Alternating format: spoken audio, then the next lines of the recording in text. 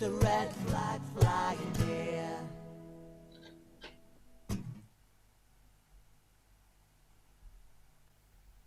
And welcome, everybody. It's lovely to see you. Welcome to the team. This is the 31st edition of Political Unmuted. Sort of the 31, I always thought it was a fairly indistinct number, but apparently it's the third Mersenne prime. It's related to the perfect number 496. Is 496 equals 2 times 2 to the 5th minus 1. It's the 8th happy number. It's the angel number. And number 31 people are in need for security and dislike risks and need to chill out. So there you are, people. You have your rules for that. Can I just speak to the listeners as well? Take a good look at my face, because I don't know about everybody else. Paul's getting that way as well. This may be the last time you see my face underneath the hair. It's slowly taking over my head, and because I can't get it cut. Welcome, everybody. It's so lovely to see you. Paul, you have a treat in store for us today, I think. Do you? Is today treat day? Do you mean something different's happening? It certainly means something's different happening on this number 31 chill out. Yeah. So this is the first time we've gone live on Facebook, YouTube, Twitch, and Twitter simultaneously. What is Twitch? Paul, what is Twitch? Oh, it's too young for us, John. We wouldn't understand. We wouldn't understand even if I explained it to us. Cool, baby. If you're on Twitch watching us, get down with the old folk. All right, here we go. That's why we'd never understand welcome, it. Stuart. Sorry, Paul. That's why we'd never understand it, because that's that speech there. Thank you. Yes, sort of, no problem. You can't. Sort of, I know the lingo. Stuart, lovely to see you. God bless you. Samantha. Sort of, you had a witch in your house, I see. I did. I've decided looking after the 3 kids is too much. I'm letting the youngest one go feral. And today she dressed herself up as a witch, which is fine. That's totally appropriate for a 5-year-old. Crack on. Yes, it is. Good for her. We need any good spells she's in possession of. As we find ourselves 4% down in the polls, or is it 5% down in the polls? So impossible. And Laura, I am continually impressed by the backdrop. Thank you. I do have more to add, but I'm struggling to find. I got an absolutely beautiful Michelle Obama one from my colleagues at work for my birthday. But she's a dodgy shape, so I can't find a frame to fit her. It's a rude thing to say about Michelle Obama. You are the shape you are, everybody. Exactly. So welcome to you, listeners. Thank you very much indeed. If you're watching on Twitch, welcome to you too. Okay, here we go. Get working. Hang on. Don't. Busy day, and I'll just. I can sing it. We're not. I can sing it. No. Sing it if you want, but it is.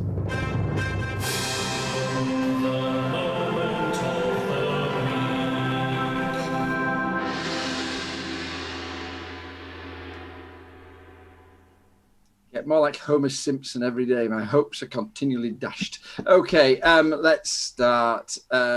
Stuart, moment of the week. Ashley, my wife, she just got the vaccine in the last hour. So she now experienced what that was like up at Durham County Hall. All the volunteers guiding around. She said that it was perhaps a little bit confusing, as there were so many people trying to help her. But she's pleased about it, and she's not keeled over as of yet. So, big positive. Brilliant. Well, give it all our love, and especially, and are you having the vaccine at all? Are you anywhere in line for it? I think I'm priority 4. So Ashley's like a social worker. Yeah. So I think she was priority 2. So it's coming actually. Barbara rang up the GP, and they said sort of in the next month or so they hope. So they're going faster and faster, and they're doing really well. Maybe more of that later. Oh, Laura, moment of your week. It's not a good one. I'm sorry. No, we're going to be angry today, I know. Yeah, so it was the fact that we've just exceeded the 100,000 death toll, which just, it did hit me really hard, but was also not surprising at all. I think once we got past sort of 25,000, it just became a number and we stopped thinking about the people and the devastation behind that. Certainly that's the way I feel like our government has tried to make us feel. They stopped doing the daily briefings and it's all sort of hidden away. And it's just, I'm furious. And it's just, and if everyone watching this isn't furious, you should be. These, for the most part, were avoidable deaths. And then, so you've got us announcing 100,000 deaths today, and you've got New Zealand announcing their 22,000 plus music festival that they all had. Don't tell me that this wasn't a problem perpetuated by the decisions of this government. It's absolutely ludicrous and it shouldn't have happened, and it's devastating. And my heart just goes out to all of those families who've lost someone. They are individuals, they are people. It's not just a number. It's a bloody huge number, and we should be ashamed of it. To be frank, we should be absolutely ashamed, and we need to do better now. Thank you. I'm not going to make any political statements at the end of that as well. It's we'll just let the number sink in. Horrific, and such tragedy and heartbreak behind it all. Thank you for that moment of the week. Samantha T, a moment of the week. You're going to break our heart? Yeah, well, gosh, I mean, there's so much stuff happened this week, but I was determined to keep a hold of this moment of the week because something good happened at Durham County Council when you met last week, which is that you finally passed a motion to allow councillors parental leave. Yes. Which is excellent. And people don't appreciate the fact that councillors and MPs, you don't actually get maternity leave. You can't just not be elected for that time. And things like parental leave. And I believe coming up in Durham County Council is time for leave for other caring responsibilities, but unfortunately, while I have to say, and I am glad that it was really well supported when it got voted through, and most people were massively in support of this, because of course parental leave is, everybody who works for Durham County Council is entitled to it. It's all in their contract, so why shouldn't it be for the councillors as well? One gentleman did feel the need to pipe up and say some things that just made me, as a woman of childbearing age in politics, see red. He said, he implied it was something to do with being lazy. He said, if you're not able to be contacted 24 hours a day, 7 days a week by the people who you represent, you're not doing the job properly. And if you've got kids that are distracting you from doing that, you can't possibly be being a councillor appropriately. And then he said, and looking at all of the people in this meeting anyway, well, none of us are of childbearing age anyway, so I don't see why it's needed. And that is exactly why it's needed. We've got so many, I mean, me and in fact everybody on this call and lots of people in the comments are involved in trying to increase female participation in politics. And women always ask, what is the time commitment? How many hours am I going to need to commit to this? In a frequency that men just don't. And we know, and not to bring it up again, but I will bring it up again, the councillors that are now MPs in the Conservative Party, they've written down how many hours a month they expect to spend on being a councillor. And is it on Paul Howell's thing? He says 10 hours a month he spends on being a councillor. So yes, people with children can do that and much better. And of course, people who have children are disproportionately affected by things like cuts to youth services, cuts to libraries, and cuts to education. So we definitely should have a seat at the table. Absolutely correct. Because it's not just maternity leave; it's paternity leave either. And sort of what this opens up, it doesn't just open it up to young women; it opens it up to young men and young women with who are having babies, and not just having babies, but having children, having a family. And sort of, you're absolutely correct. We need more of those people. I had a big falling out about at the same time. It didn't come to council, but I've fallen out completely with the independent pay remuneration panel, who sort of for years have just not given us any pay rise. 10 years we haven't had a pay rise, and this year they said we could have a pay rise in line with the inflation, which was 0.6%. It was £30 a year, something like that, and they turned it down because they were worried because it was an election. And my point is exactly the same as yours, Samantha. That if they'd have kept it at its rate, if they'd just kept it up with the inflation, it would be £18,000 now, and it's all right. People like that older man sort of say, "Well, I'm retired. I don't need £18,000. I'd do it for free." And so, well, you can just give the money back. But the fact is that if you're a young person with a family, then you need to be decently remunerated, and we have to find ways. And the other thing, of course, is evening meetings, and sort of meetings that take place outside the working day. There's so much we can do, and we're just not even beginning. And I know I can't really take more time up, but I do want to say as well, if you're a young person, if you are a 33-year-old woman who is not currently in employment but is involved in politics, it becomes a real obstacle to you actually getting a job, because people don't want to employ a politician. So I'm in total catch-22 land at the moment. I apply for jobs every week that I'm totally qualified for. I don't even get an interview. And when I do get an interview, if I do get some feedback, it's like, well, we don't upset people. Like, I'm able to not upset people. Prove Anyway. Finally, Paul, moment of the week from you. Okay, I'm going to do two very short sentences. One, tribute to Barbara Clare. Please read that in the Sedgefield CLP newsletter if you can. It's available on my Twitter page. She's an absolute legend of Sedgefield CLP as far as I'm concerned, and no one will ever know how much work she has done. So read that, please. And that's at Paul. I think it's at Paul Daly STT. I think.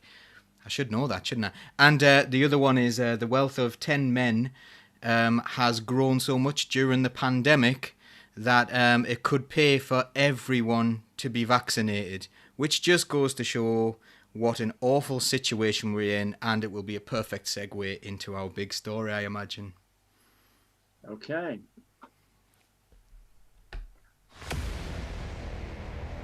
Now it's time for the big story. Well, I'm going to speak a little bit before I let you go. We were challenged, and I think fairly challenged, by somebody who came onto my timeline and said, have any of you been to a socialist country? And the implication was, how can you support socialism if you've never seen what it's like when it gets implemented? And then as the chap went on a little bit, it became clear that he believed that there's never been a country in the world which actually managed to to implement socialism without people ending up eating their own pets. That was the statement. And sort of the and really, I suppose the question is socialism practically implementable, or is it perhaps some kind of airy-fairy dream, and we need to get down with the reality of just living our neoliberal lives? And when I asked the team who wants to take this, Paul, who'd already had a toing and froing with this chappie, sort of said, me. So, Paul, have you been to a socialist country? And do you know of a country where socialism didn't end in economic or social disaster? Right, so the first thing I'm going to say is I don't really believe that any country is fully socialist at the moment, so it would be impossible to visit a fully socialist country. And the immediate comeback to that is, oh, the left wing always say that there's that no socialism has ever been implemented. Well, I happen to believe it's true. The kind of socialism that I would expect would be grassroots socialism. I would want communities working together. I would want working class people working together, and all of them being involved in the process of democracy. And everywhere's really had a top-down model who's implemented this. And let's take the USSR, for example. That was more like state capitalism, wasn't it? It was like the state owned everything, but they still employed very similar methods to capitalism. So that's the first thing, and obviously people will get really annoyed about that one because they'll say, oh, they always say that, and then they'll send me a Ben Shapiro video or something where he prattles on about some absolute nonsense because he's terrible and he doesn't know what he's talking about, and everyone thinks he's some sort of genius because in the kingdom of the blind, the one-eyed man is king. So firstly that, although we do see aspects of socialism in many countries, we see aspects of socialism in the UK with the NHS. That is a socialist, it's a socialist institution. Increasingly, it's becoming more and more privatised. So let's quickly talk about the difference between the NHS and how America runs their system. So in the USA, the public money is still put into their healthcare system, and public money is still spent on their healthcare system 4 times as much as in this country. I think the last time I checked, it was around 4 times as much they spend on their public healthcare, and you still have to pay for it. So it is a multi-billion-dollar business, healthcare in the USA. Whereas we pay a lot less out of public money and don't have to pay for it at the point of use. Increasingly, people want to move to an American system, and you can see why a lot of Tories want to move to an American system, because there is money to be made there. However, at the moment, it's still largely a socialist system. So there are elements of socialism that we see. But every single time we have this argument, we live in this ridiculous world where capitalism does all these awful things, and we're seeing today we've passed 100,000 deaths. We're seeing these massive contracts handed out to people, and all someone can come out with is, oh, you have an idea about how the world could be better. Justify yourself! Justify yourself! And it's like, what? Why do I have to justify socialism that really isn't going on in the way I would expect it to do so? All I want is for a fairer society where communities are more empowered, where we don't have this ridiculous neoliberalism where like the rich get richer, where the 10 richest people can get so much more rich during a pandemic that they could have paid for everyone's vaccines but won't. And that's just how much the wealth's increased. They would still have all the wealth they had before the pandemic. We're in this system that is broken. And I always use this example when I'm talking about a capitalist system. When I was in New York, I remember going to an Abercrombie and Fitch, and they always have like this model on the outside, and it happened to be a male model, and he was like cut to shreds. He was a really good looking man, and he's like got his shirt off, and he stood there in the doorway. And about 50 meters along the road, there was a young African American woman, absolutely beautiful, really good looking woman, but clearly mentally ill, banging her head against the wall, wailing, homeless. And that, for me, is like someone's being paid for good looking, someone else has that absolute same asset, and that person's abandoned and this person's adulated, and you just think that, you know, we need to have a system where we care for one another. There was so much wealth in New York and so much poverty. Why do we have these absolute extremes? Surely there is a better way than this. Would you come up with capitalism if you had the opportunity to rebuild the system now? Would that be what you would do? And do we even live in a capitalism? Because Adam Smith wouldn't recognise this form of capitalism for his life, because what rich people are supposed to do is invest that and create more jobs. But that isn't what's happening. They're fleecing it off the top. They're going out, they're putting it in offshore accounts in Panama. And, you know, are we living in even an Adam Smith-style capitalist economy? I don't think so. Have we ever seen socialism? I don't think so. Should we go for it? Should we give something else a try? Yeah, definitely. Stuart, any comments? Ooh, so many, but like to stick it down to a point, yeah. Like I've experienced some socialism in my life, born in the NHS, drive on roads that are paid by everybody contributing. So many things in this country run on socialism. So I think every country in the world is a little bit socialist. That's an interesting definition of socialism. Define what you see as socialism, therefore. Contributing for the better of everyone, no matter how much that they can contribute. Wouldn't you? I would say that was more cooperatism than socialism. I think that the chappie's point was that socialism as a political system devolves to tyranny and sort of ends in Is it a political system disaster. though? Sorry? Is socialism simply a political system? Well, I think Paul has just said no, it's where you live. And Laura, you were shaking your heads. No, head singular. You were shaking your head singular. Yeah, that socialism needs to descend into tyranny. I find that absolutely laughable. I mean, God, all you have to do is watch our interviews on Socialist Think Tank and find out what people think socialism means to them. And it is always about community and looking after each other and looking after those who can't look after themselves. It's a lovely idea. But in terms of a political system, I mean, I suppose the closest thing to it would be Cuba. And yeah, I mean, historically, Cuba was full of very, very poor people who weren't looked after by the government, who couldn't look after themselves or feed themselves. Bring in Fidel Castro and Che Guevara, and then you have a communist country, which obviously the media decided was the most tyrannical form of government you could ever have. But actually, if we look at Cuba now, the reason they're so good is that they're self-sufficient in spite of capitalism, all the things that have been thrown at them. The USA made it almost impossible for them to do any sort of trade with all the sanctions they put on them because they didn't want them to be a communist country that looked after themselves. They wanted to be in control of them. So it is again a sign of the rich looking after the rich and the rich wanting to have power over everybody else and demonizing those people as a result. If you think about Cuba, people who don't know that much about it, the first thing that springs to mind is the Cuban Missile Crisis, and you think, oh, what? Oh, the bad ones. Oh, commies. And actually, if you look, the people who imposed sanctions on them, the US government, when Hurricane Katrina happened, Cuba sent more medical aid over to America to help with that crisis than the Americans themselves. And it just goes to show that they're world leading in terms of socialism, in terms of helping other people.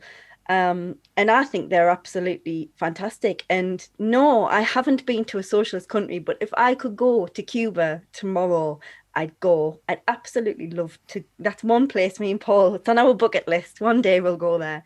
That's not to say Cuba's perfect, because no country is, but certainly in terms of this question of socialism, communism, whatever you like, I would say that they've succeeded pretty well.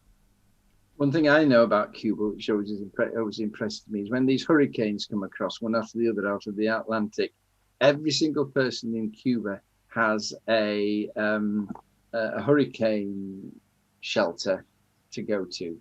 They have hurricane shelters for everybody. Everybody, I mean, obviously it wrecks property, but everybody in Cuba is safe.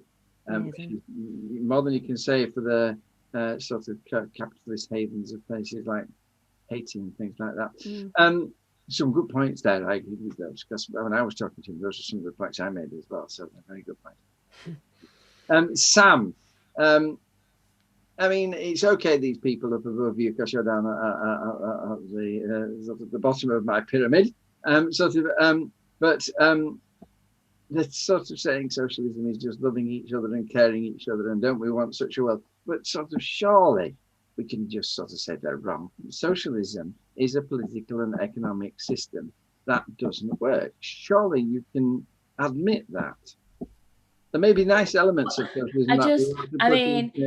This is not something I usually say, but wake up, sheeple.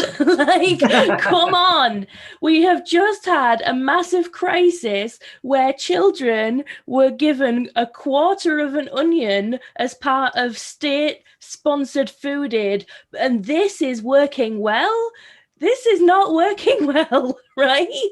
It is definitely working. I realised that, but what this chappie was saying, and I thought this was a really important thing, and we discussed it in our little discussion group. But the fact is that he agrees with you that the government of the country is useless and sort of absolutely pathetic. But his point is not to swing to socialism and to the left and to the Labour Party and say, well, let's give them a try. He's as disgusted by the Labour Party as he is by the Conservative Party. And he chooses to sort of go wandering off into Trumpism and QAnon and conspiracy theories and things like that.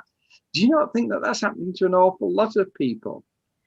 Yes, because that's an easy answer.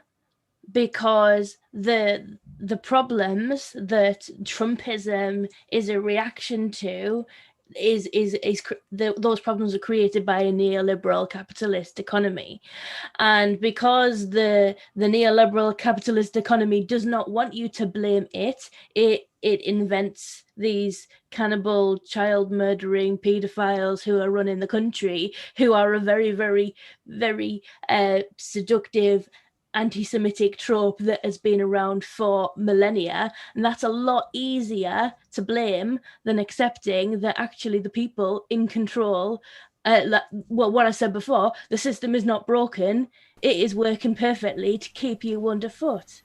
You didn't vote for the wrong people. It was those beggars, those paedophile lizard people. They're the ones to blame. It wasn't my fault because I put in the wrong government. So and therefore the rich continue to get richer. God bless you all. I'm just going. We're past our time, Paul. Can I just make a little really quick point about what happens when you have a socialist system? Every time you have a socialist system, a capitalist system tries to destroy it. So let's take Bolivia as a recent example. Bolivia had, for the first time ever, they had one of their indigenous people elected as president, and they had built up networks of people and working class people working together and voted for him. It's Morales, and they all voted for him. He managed to reduce poverty by 42%. Extreme poverty was reduced by 60%, mostly in those indigenous populations where actually it had been mainly white rule in that country for that time. What happened? The USA sponsored a coup to try and get rid of, oh no, Morales is awful, absolutely awful. They forced him into another set of elections. And do you know what happened? Because they were organised, because working class people were running that socialism, he won the elections again. And now they're kind of going, well, what do we do? What do we do? Do we do a military coup? And this is what happens every single time. And it was no coincidence that when Corbyn was spoken about, people in the military started floating the idea of a military coup. That happened. We know that. That was reported in the press quite widely, that the senior officers of the army were talking about doing a military coup if Corbyn got into power and kind of took us towards a socialist system. Capitalism has so much power behind it, but people have more power behind them. If people collectivized, they can rise up against people who are oppressing them, and they can come up with something a lot better than this. But at the moment, the rich and the powerful absolutely run the show, and they will use force if necessary. And all you have to do is look at the number of dictators that were imposed on countries around the world whenever they've elected a socialist leader. They would rather have a Pinochet in charge than a socialist. Thank you, Paul. Were you interested by that? I mean, people get turned off, listener, by talk about socialism and neoliberalism and all these isms, and sort of, or were you inspired? Did you see hope in that? What did you think? That was our big story. Thank you very much. Comment in the comments. Sort of, if you're listening on Twitch, have your say. And but also Facebook, because most people comment on Facebook. They're old people like me. And now, I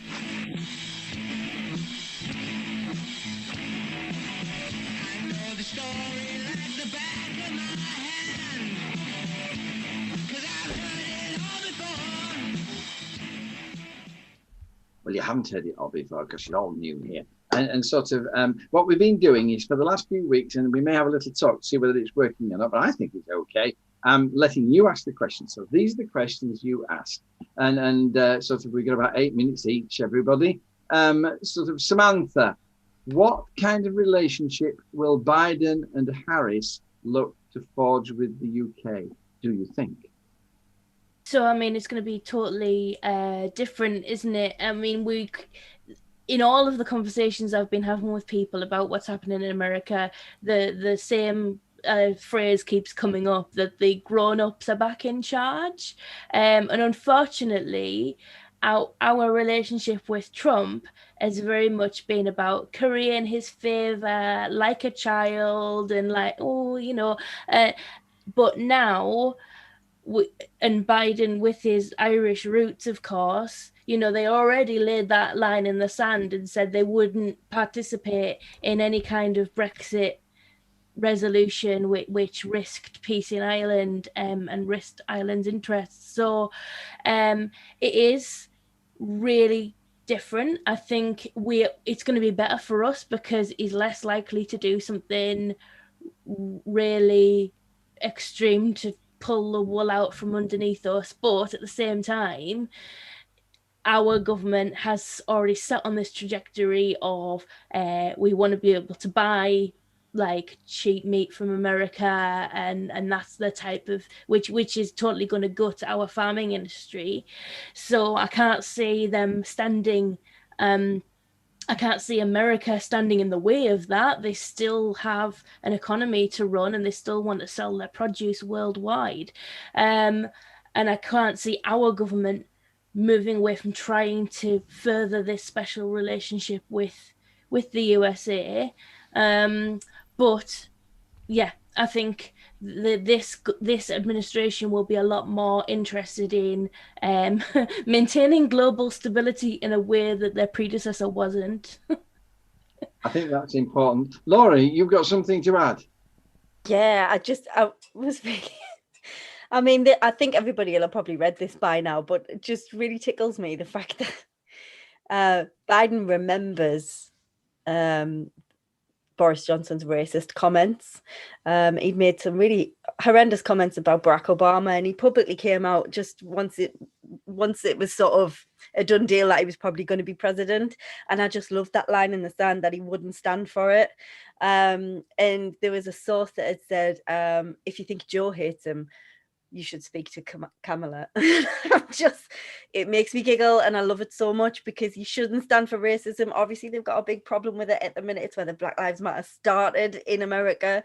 So to draw that line in the sand now and say, no, we're not having that, I'm really excited to see where this goes. And I hope, the USA is a superpower at the end of the day. They have been for a long time. They control a lot.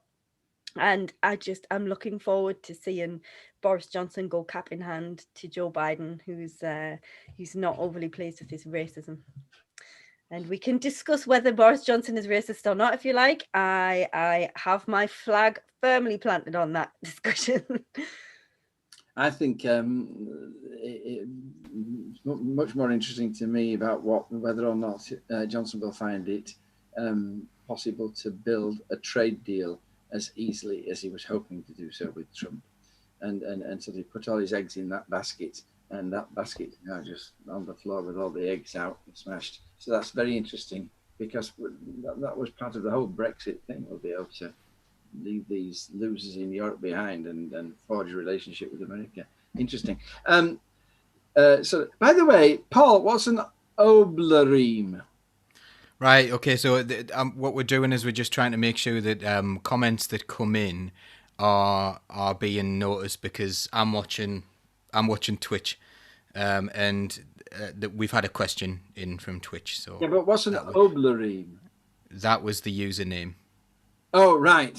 So oblereme is a guy, or a girl, or a girl, or a non-binary person. Who knows? Yes. But definitely a person. Okay. Sort of Stuart. What do you think will happen in our relationships with the USA under Biden? Well, Boris had put all his eggs in one basket, hadn't he? He had this idea of kind of a financial axis of trade between America and the UK. But I always felt like that was going to, we'd get the bad end of that deal with Donald Trump, and his lot, doing the negotiation on that end. I always felt like we were always in the worst position. I feel like this new administration won't necessarily, try to just be nasty for nasty's sake. They're not going to push something on us that isn't going to, be of benefit to us. I felt like Trump might do that. Once we were in a position where we had no other option than trade backward and forward with America as our primary source of trade, I felt like we were going to be, I don't want to say a bad word, but the female dog in that situation. Yeah. But I've got good hopes for the it strikes me that you regard Biden as a straight bat. Yeah, he's not going to do something to us, I don't think, just for sake of being nasty, the way that maybe Trump would have. Obviously, Biden has, he recognises the history with Boris, the racism, the comments, but I don't think he would necessarily go out of his way to hurt the British people to have a go at Boris. Well, we'll wait and see. Paul, have you got any comment on this before we move on? Yeah, I think Biden is firmly into his Irish history. He sees British as imperialists. He sees Britain as having failed Ireland a lot. You look into some of his heroes, Ireland's there a lot. I think politically he is firmly on the side of the EU. He is firmly against Brexit, and he is firmly on the side of Ireland. And I think he will be very keen, given the problems that are occurring day by day with the Good Friday Agreement following Brexit, and the problems that seems to be causing politically, and hopefully not, with regards to any actual physical violence or anything like that. I would say that he will be pushing for a united Ireland. So I think that would affect Great Britain in quite a big way. But it seems that no one cares, because there was a poll this week that said that I think it was the vast majority of people are either in favour of a united Ireland or don't care. There's very few people who don't want to see a united Ireland now in the British Isles. So, yeah. Thank you, listeners.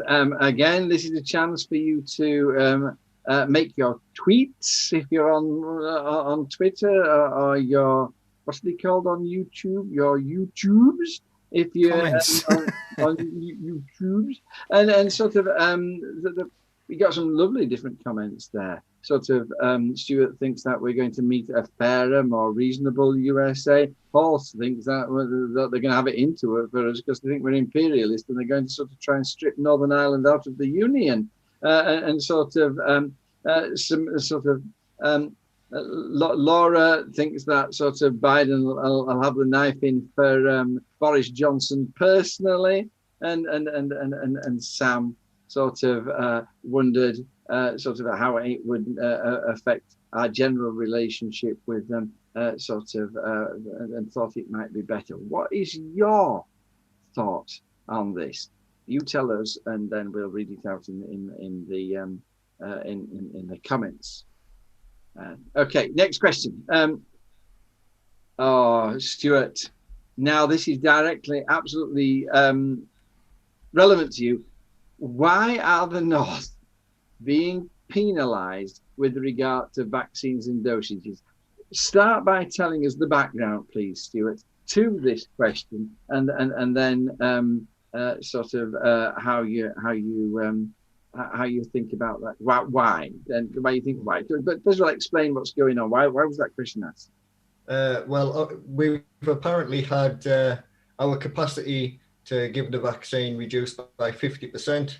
So stocks of vaccine are being reallocated to other areas based on the idea that we are too effective and too fast and just too good up in the North. But in my mind, it's a bit of the great vaccine robbery. So, the first chance that we've maybe had to get over some of the issues with deprivation, with the long-standing low quality health that we have in the area, we were beating that curve, and we've just had that pulled away from us, and some weird arbitrary number just pulled out the sky and plunked down on us, because I don't think we were 200% effective compared to London. They've robbed us. Stuart, are you therefore saying that the reason we were getting more people vaccinated was because we were just doing really well and being socialist in our attitudes, and this is what the Northeast is like? So I do not think it was simply because the government was incompetent and they were just sending us more vaccines than they were sending to London, and the corollary of that would be that it was actually quite reasonable for them to say, well, you've had more than you ought to have had for a while. We're going to rebalance that, sort of the next lot that's going to go mainly down to London. Are you saying that we're being penalised for being good? I believe so. I understand the need for some reallocation. I honestly don't think that it's 50%. I don't know where they've got this figure from. Why they need to reduce it this much? And when you kind of look at some of the details regarding, effectiveness, it comes down to like the minutiae of it. And there's things like the actual syringes they're using.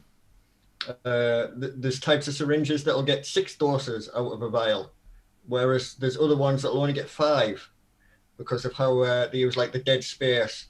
And, when you see them squeezing it. So when you're dealing with millions of people, making sure that you've got those good syringes that are getting the 6 doses per vial. Maybe we were doing that. Maybe we thought this out and other areas hadn't. It feels like such a robbery. It's so painful to think that we're getting dragged behind, because we weren't that effective, were we? We weren't miles and miles ahead of the curve.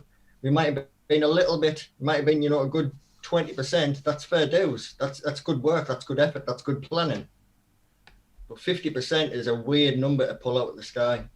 Just to have it struck me anyway. So, Sam, have you got any thoughts about the and sort of? I mean, is it just the government favouring the South yet again? Why has this been done? Well, that's some of my friends say to me, well, if it was the other way around, you'd want them to ship some vaccines up north. And yes, we would, and we wouldn't get it. That's the way it works, right? Yes. The fact is, this is like, if you're into religious philosophy, which I am, this is like the problem of evil. The problem of evil is that either God allows evil to exist, in which case he is not all good, or he is not all powerful because he can't stop evil from happening. All right. So the government is either so incompetent that they can't count how many people are in each vaccine category, and they've just been randomly sending out vaccines with no accountability, or they have decided to cut us off at the knees, level down the Northeast, just so people in the South can catch up with us. And if anybody knows anything about the NHS at the moment, we know that the things that hold them back are adequate staffing. So what we may be doing, thinking about, is shipping some nurses down there. That might help. But the fact of the matter is, I know of people who should have been vaccinated in the Northeast, 80 years older and over, who have been told there is no vaccine for them, so it's not good enough. No, it's not acceptable. No. And it's all of this. This is the Tory logic, isn't it? We treat everybody the same, which means that we always get left behind because we need more support. It's always us. Law, I did read. I favour the incompetence model rather than the genuine evil model. I read in the news there was one GP who'd they'd received something like 2,400 doses of the vaccine, and they were expecting 750. And so they organised themselves and got themselves organised, and they delivered all 2,400 in the week when they were set up for 750. And sort of what strikes me is it's just typical of the way that we have an NHS which is rising to a challenge, way above and beyond, and absolutely fantastic, and let down by a government which has underfunded it and understaffed it and undercared for it for too long, and nobody seems to leave it out. Laura. Yes. Yeah, I mean, I obviously agree entirely with what you've just said there. That the NHS, the fact they've underfunded it and undercared for it and not done anything for it, it's sadly, I think we are in a world where both problems are at play here. We do have a massively incompetent government, and we also have self-serving evil people in our government. Look at the billions of pounds of contracts that have been sent to their rich friends who had no business providing PPE or all of that sort of stuff. They didn't have anything to do. This sort of thing needs to be dealt with by professionals and people who know what they're doing. But instead, our government gave backhanders to their friends, worth billions. And surprise, surprise, they couldn't do the job well enough. And yes, the NHS are going to be the ones who have to pick up that mess and tidy it up, as always. But the NHS are given so much, and especially now, so much to deal with beyond their means, that now it plays into the Tory narrative of, oh, well, look, the NHS aren't coping, maybe we should make it private and then it will be fine and we'll look after it. And it's actually, well, they would have coped if you'd just given them what they deserved and funded them properly. So yeah, it's probably, I don't want to say a well thought out plan. The whole thing, the vaccination thing, is been a reaction to public opinion in terms of what the government have done. They don't know their arse from their elbow, and I'm really bored now of people just saying, oh, well, you know, they're trying their best, and thinking all of these things are really well thought out political decisions. We need to be honest about the fact that these people were placed into education systems like Eton because of the family they were born into. That does not mean that they have any more empathy or intelligence than anybody else in this country, and I think they've proven many times that they have neither. And it's about time they got called out. I'm sick of trying to be, you can't say that if you want to be involved in politics. I'll say what I want. They're killing people. They've killed 100,000 people. You know, the vaccinations need to be done better. They are taking them off the northeast because they don't like us. Simple as that, and they haven't planned it properly. That's my take on it. What do you think of that? Hey, that's sort of talking from Laura. Sort of tell us in your comments, sort of out of order or about time somebody talked like that. Paul, I'm going to shut you up in 60 seconds time, finished or not, because we have another topic to do. Sort of why have we been penalised? This is what levelling up looks like. Everything they've said has been complete lies. They say they care about this area. They do not at all. It's time people realise that. Thank you, and wonderfully brief. Thank you very much indeed. And it allows us to move into our last topic, where Laura's going to kick off. And you're going to have to do some explaining here. Do you mean I'm going to kick off or I'm going to kick it off? Not both I can ways, do I think. both. So to tell you the truth, sort of all team, don't kick off so as to get yourself slung out of the party. I think you're going to have to explain to us what it's all about as well as answer the question. Yeah. Labour candidates can now be unilaterally ruled unsuitable by the, as yet unconfirmed by conference, General Secretary. 1, what does it mean? And 2, is it a good thing or a bad thing? Okay, so the rumour goes, and I have to say rumour because I've been reading sort of the reports from the NEC on this, and the rumour is that David Evans, the Labour Party General Secretary, has taken powers to veto candidates I don't know what level that goes to. It could go to county council level, but certainly prospective parliamentary candidates. If he feels they are not high quality candidates, then he can veto that and say, no, we want somebody else. There are many layers to this. Whether you are within the party or not, it will depend on how much history you have to back this up. A lot of people have got very upset about it because it means the Labour Party, in essence, should be something that's run from the grassroots. It should be something that's democratically socialist and members have a say. So if you live in a place, you want to be able to have a decision on who represents you in Parliament. I think that is fair and just and kind of obvious. However, this new diktat that's coming in would mean that David Evans can say, actually, no, we don't like that person. The problem there is that historically within the Labour Party, seats that have been seen as more winnable have been gifted to the friends of the heads. Again, we're using that hierarchical system that I believe the Labour Party shouldn't have. In the Labour Party, that happened in the Labour Party. It has happened in the Labour Party as well. Yes, unfortunately, we're not. Our history is not as squeaky clean as we would like it to be, in terms of members having their say. People have been parachuted into seats. Parachuted, I recognise that word. Yes, and I think the argument goes that now, since sort of the last sort of 6 years or so, we've been really heavily member-led. Members' money paid for things. We got a say at conference. We were really heavily involved, and it meant that up and down the UK, we could have a voice, and that is really, really important. Certainly, to my mind, that is what the Labour Party stands for, and I hope that's still the case.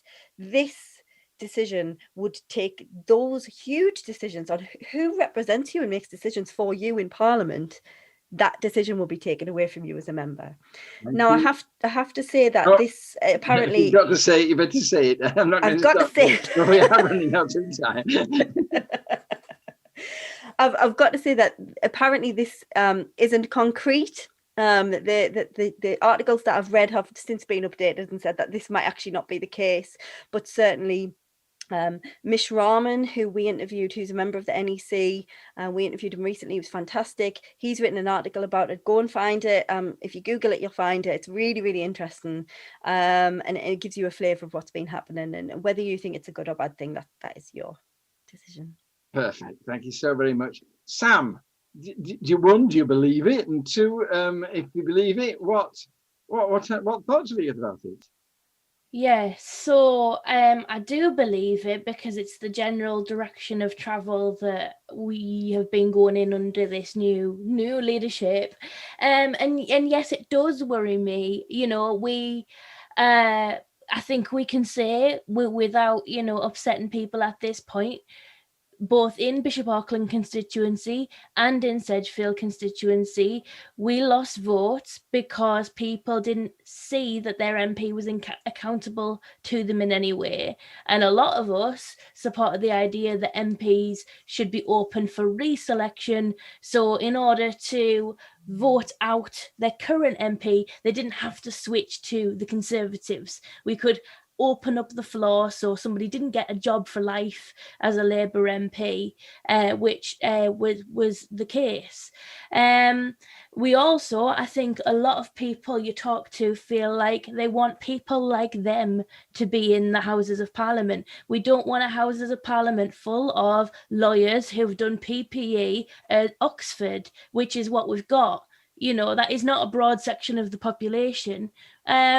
So I am concerned because the idea that you're only going to get selected if your face fits is totally against our principles in terms of providing equality for people who are Black or Asian or from other ethnic minorities, women, working class people. You know, by definition, if you are a working person, if you work in Tesco, you've got less time to go and chat up the General Secretary of the Labour Party because you're busy working, but that shouldn't stop you from being able to stand as a parliamentary candidate.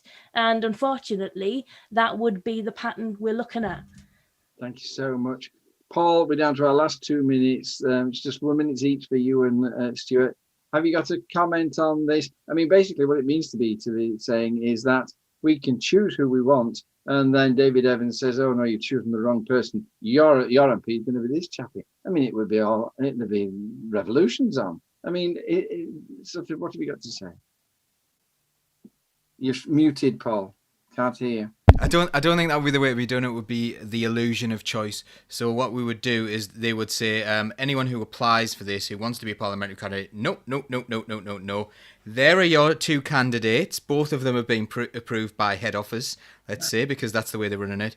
And then you would vote on that as a branch. So you'd still get a vote, but it would be between like two versions of middle manager. So, like Labour aren't called that because it's a catchy title or a brand name. They should be called that because they represent Labour. They should be called that because they represent working class people. But it has become just a brand name, I think, recently. I'm seeing massive moves towards the idea that, like, actually you should just be a middle manager in a suit, which has researchers time and again shown that style of work is the least effective. It's the least effective thing to do. Often they just make things up in order to, give themselves a job. That's where I feel we are at the moment. We're not leaders, we're managers. And that has to change. We need working class leadership coming through, and this will never happen under this. So we need to make a decision. Spot on. Thank you so much. And finally, Stuart, I understand what people are saying and why they're outraged, but would this mean that we didn't get the kind of politician who is an embarrassment to the party, a continual embarrassment to the party? If there was some way of, I mean, that's what they're worried about, isn't it? Would it not? There's a cost, a democratic cost to it, perhaps, but I think there might be a PR gain. That would be the argument. What do you reckon? I think it's nonsense. Define embarrassment. What we need is candidates that are shortlisted by CLPs, that are voted on by CLPs. It should be members picking members, no one else. Thank you. I agree, by the way, but don't let anybody know. So last comments. Have you got any comments to make about that?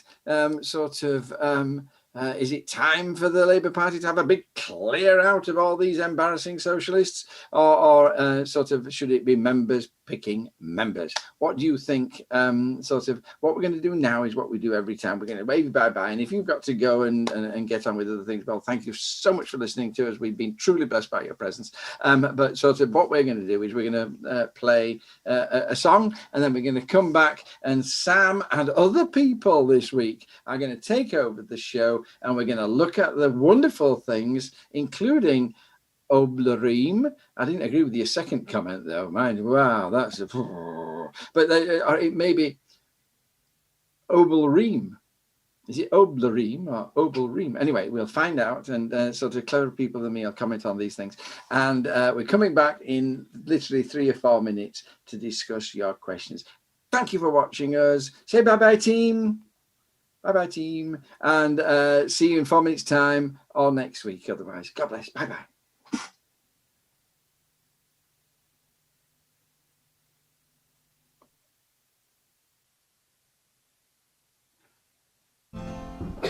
My name is Jack Atkinson, I'm not afraid, and I live and die by this vow that I made.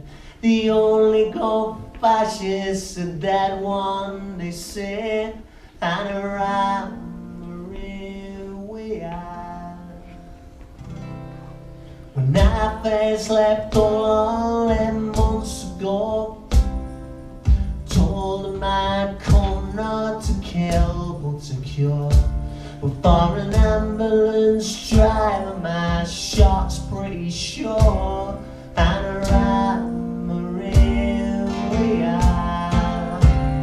There'll be no pass around, no pass around, no pass around today. Fascists have come for our freedom.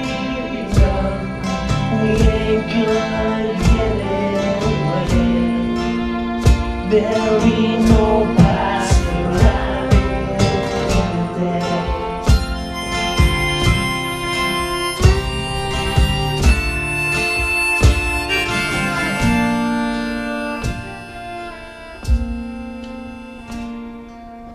I told my mother now, mother, be strong. But the left way is right and the right way is wrong. And you can stick that on my grave when I'm gone.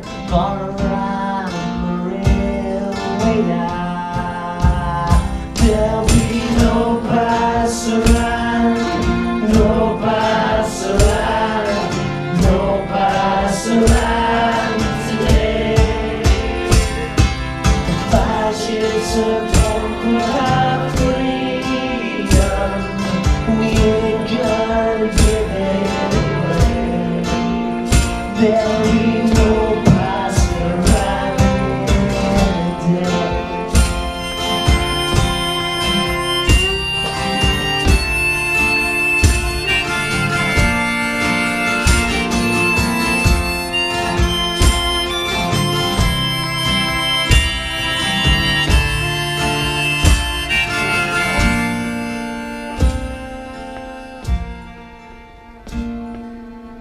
Kiss may be cast, and the cast may be cast.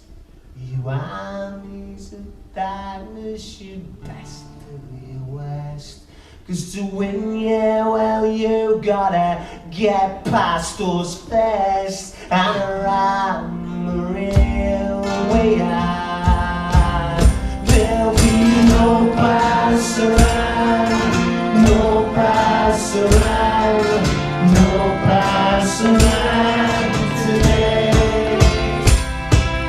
Fascists are talking about freedom. We ain't gonna give it away. There'll be no pass around, no pass around, no pass around, no pass around today. No pass around, no pass around, no pass around today.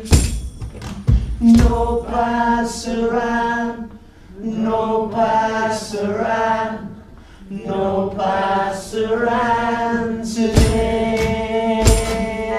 Fascists are talking about freedom. We ain't gonna give it away. There'll be no pass around today.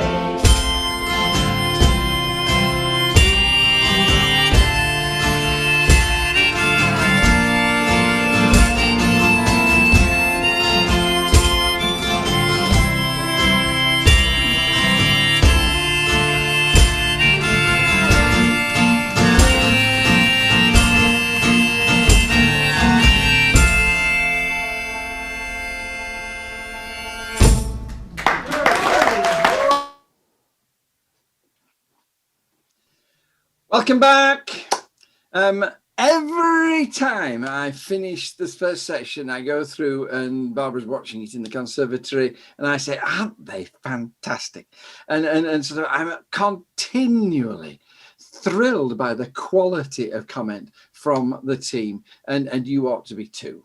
And sort of, but so we take this and I hand over to Sam, who's going to lead us, and hopefully we're going to hear some of the things that you have said in response to the comments of the team, which were top class. Thank you so much. This is we're getting a pattern here. The show always seems to end on a total Paul Daly love-in. This time, Mark Rattigan and James Summerall and Jake Ratcliffe are all saying, like, Paul Daly for MP. Come on.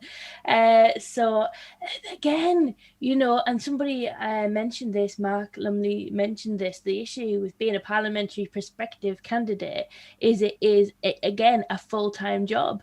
So unless you are independently wealthy or have some just very wealthy friends, it's very difficult to get on with politics. If you talk to anybody who has done it and talks to them about the sums of money that they have, I know of people who have had to remortgage their house in order to finance them getting on in politics. You know, it caught, like, and I said before, you know, I'm in a situation at the moment where I'm finding it very difficult to get a job, and I know that part of that is because I'm involved in politics and people don't know how to cope with a political person of working age, because only 5%, is it 5% or not 0.5% of councillors are 35 and under? I don't know, I can't remember. Anyway, it's one of those. Paul?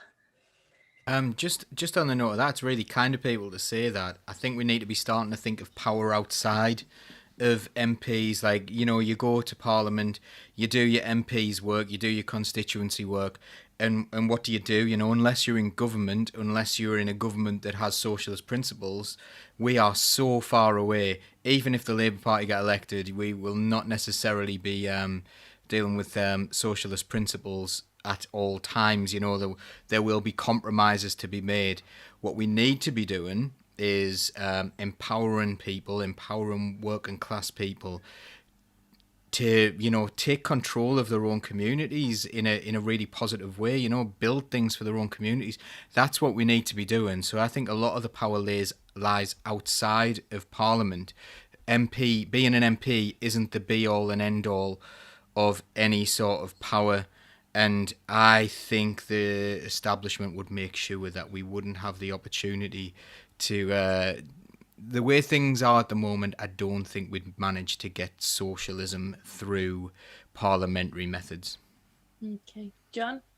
I mean, Paul's absolutely right. And one of the problems that we have, particularly in the Northeast, was that in the past, the unions, and particularly the miners' union, would form a pathway whereby able and politically able young men and women could sort of make their way up through, particularly men, of course, in those days, could make their way up through the union system and become prominent and then be funded to stand as MPs. And sort of, I really do think that we're allowed working class, again, particularly young men, but also women, to make their way through to becoming an MP from the grassroots. In our modern world, which has been sort of intentionally destroyed. In fact, was quite open about it. Intentionally destroyed, fractionalized, sort of individual young men and women in working class backgrounds find it almost impossible to build that kind of support and networking that will get them through and sort of to become. And the only way they do it is that sometimes if they're very, very able, they get themselves and they get to Oxford, and then they can sort of grease in on the greasy pole and slide up it. And sort of, it's much harder than it was 50 years ago for the young people today. I feel for them. Yeah, Mark says, so do we need to build up socialist councillors so they can show socialism in the local community as well as community organisers? Paul has replied yes to that. I think this is something as well that I keep coming back to, because there are lots of people who are very despondent within the Labour Party about the fact that our leadership is doing things that we might not like. And people keep saying things to me like, we've gone backwards 6 years. But we haven't, because we've got some really good socialists like Jamie Driscoll elected in the north of Tyne Mayor. We've got the opportunity to get some good socialists on local councils. And anybody who has moved away from the Labour Party in the last few weeks, they still exist in the world and they're still doing great things in the community. And we're all still part of this movement pushing for change. So loads of people have been switched on to politics in a way that they haven't before, and switched on to the idea that society can change in a way that they haven't before. And like I said, hopefully some of those people will end up on local councils. And we have seen during the coronavirus crisis how having councils as a last barrier to the harshest possible austerity can be the difference between your kids getting fed or not. We in County Durham we're in a position where we were when we were enabled to provide free school meal vouchers, and they didn't in Darlington. And the reason was that's a Conservative council, and they thought they could just donate some money to a food project instead. Oh man. Anyway, Grim. comments. Grim, absolutely grim. It actually makes me feel sick. Yeah, Shall we Kevin do the said- Twitch ones? Shall we deal with the Twitch ones? Because we've We'll never go done a straight Twitch to comment Twitch. before. You're gonna let me leapfrog over everybody else to our friend Just Oblerine. to we've just we're getting there on Twitch. People are, let's see if we can get some people commenting on Twitch. There's some people watching, so Yeah, let me find him. was in the chat? Oblerine said, "Oh yeah, they will still be in the chat, won't they? I put Yeah. them on my mega document, which obviously clever. did not help." Yeah, Oblerine says, "In your socialist world, do you believe in private property?" Laura.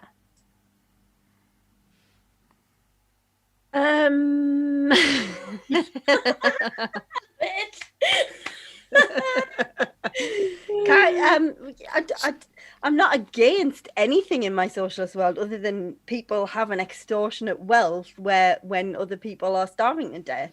It depends what he means by private property. I have a mortgage, and I'm paying for this house. Would that make it private? If so, then yes, I agree with it, because I like to have my own house and to have my kids stay under it. But I would also welcome the opportunity for everybody in the UK to be able to do that.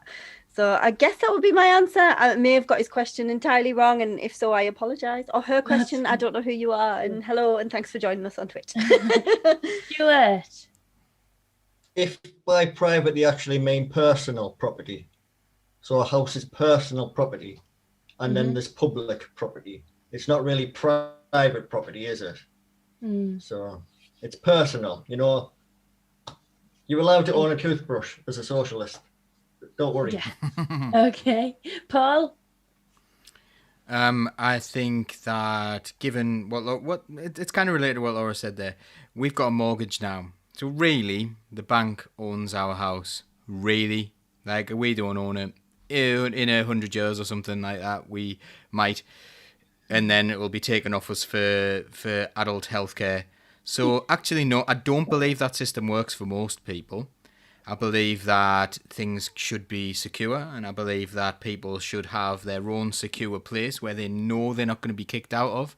But I believe there are so many different ways to fund it. Like if a bank that has to get its finances from the Bank of England in our country, who invent money, if they have to get their finances through that, then why don't we have a People's Bank where they would supply you something on the terms of a mortgage, but actually you get something back? When there are so many models where this could work, and we don't need to have vast wealth. What I massively disagree with is things like land banking and stuff, so I don't know whether I don't think property can be seized from people in a short-term thing, but I think we could move towards something that is a lot more fair, where money works for us rather than working for a few billionaires. So it should work for the public rather than for billionaires. Sure. John, do you have a word on this? I do. Newton Acres, there were no private houses until the 1970s. and sort of it was all council housing, intentionally so that was the model of the welfare states that we were wanting to move towards in those days. And we didn't regard ourselves as a communist country at all. The welfare model that everybody thought, and the manager will live next door to the mechanic. And this was Beveridge, and he was a liberal. He wasn't even Labour. What happened in the Soviet Union was they tried war communism, and they tried the kind of extreme. There is no private property, and sort of you all work what you give, what you can give in work, and you take what you need from that work. And it didn't work. And Lenin was the guy who reckoned sort of people have to have something to work for that they can have for themselves. And the new economic policy brought that in. And when Stalin abolished it, he was only able to keep hold of that non-private property model by the most horrific tyranny. And so this is why I'm a democratic socialist. I'm not a full-on socialist. And democratic socialism, as far as I interpret it, is one way. Yeah, I can have a house. And sort of I don't have to car share. I can have my own car, and sort of yes, I can benefit personally from the fruit of my very hard work, and yet what we have to do sort of is make sure that everybody benefits, everybody has a home, and sort of, and that they're all not just safety nets, but there are opportunities for everybody to prosper and have aspirations. So in my democratic socialist world, I allow private property, but I absolutely agree with Paul. The point is that we have in a world now where sort of vast numbers of people have nothing, and even what they've got they owe to somebody else, and sort of other people have wealth beyond anybody's wildest imagination, and that's clearly gone too far the other way, and we do need to claw it back. Yeah, I was just remembering something I read, and I can't remember the actual number, but I will look it up because it's interesting. They did do some research into like at what point in your income your welfare and your well-being peaks, and it's something low, like, well, I say not low, like it's still a lot of money, but it was something like 35-40 grand. Like once you reach that level of money, more money doesn't make you happier. So why do you need it? Yeah, The key point security is thing, when isn't you it? don't have to borrow. The key point is when you don't have to borrow. The key point is when you have enough money behind you, so when the washing machine breaks, you buy another washing machine, and then you can replace that money. You can borrow from yourself. Sort of, and sort of at that point, your money worries largely shed away. And Barbara and I only ever fell out about two things: money and the children. And sort of when sort of you reach that point of income, and you're absolutely right, it is quite low. You don't need huge six-figure sums to reach that point, but in fact you can be very, very comfortable. Would that change? Because right now you're talking about security as in getting a home and having extra money, are like game pieces in the capitalist game. Would people naturally move towards, social housing if there was an abundance of social housing? Would people be less inclined to feel the need to seek security and ownership if there was abundance of alternatives? I think didn't Thatcher made a load of mini capitalists, didn't she, when she the right to buy, and I think people really appreciated the right to buy because they could own something finally, but I think there's a compromise there because that meant they had to pay for everything, they had to look after it themselves. I think there should be a way where you've got absolute security in that building always been yours, whether you fall on hard times, whatever. If you can do that, or something equivalent, or maybe downsize at a different time in your life, or whatever, that could be something that is run by the state or run by local authorities and run by actually smaller and smaller democratic groups. That's what I would like to see, really. So yeah. I don't know. So my socialism is about allowing people to earn as much as they want, but once that money is no longer bringing them any material goodness into their life, making sure you're taxing it enough so that people can be redistributed at the bottom, so that we're not having people who are starving or homeless. You know, there's no need for people to be starving or homeless. There's no need for people to be starving when we throw 25% of our food into landfill. You know, there's no need for people not to have clothing on their back when there's enough clothing in this world to clothe the entire population for 10 years. I've recently finished Malcolm X's autobiography, and he was talking about when he went to Mecca, and he was Africa, and he was explaining to people that farmers would throw away food when it wasn't profitable to sell it. So when it reached a certain price tipping point, they would throw away food, and people were saying, well, what about all the starving people in the world? And he said he didn't have the heart to tell them that there were people starving in America at that time. And they were throwing away food, they were landfilling food. And this is where we go entirely wrong, isn't it? And this strikes, I mean, I didn't comment on the thing about socialism and what's a socialist country, but I think this strikes me as being at the heart of what a country ought to be doing, is that we have an economic system and a political system, and the primary aim of that ought to be to provide every citizen with a comfortable, secure lifestyle, and with enough money to have some money to spare, so you can waste a bit, and sort of where you can lose £10 just through carelessness, and it's not the end of the world, and that is the key thing, and we do not have that at the moment. We do not have a system. We have people who are struggling and still unable to feed themselves. It is an absolute outrage, and sort of we just need to. Samantha's absolutely right. We just need to drag the system back. So instead of being this kind of system with as far apart as you can, we squeeze the top so that we get a bit more out of them. To start redistributing it, and we bring those people up, and we have a much more.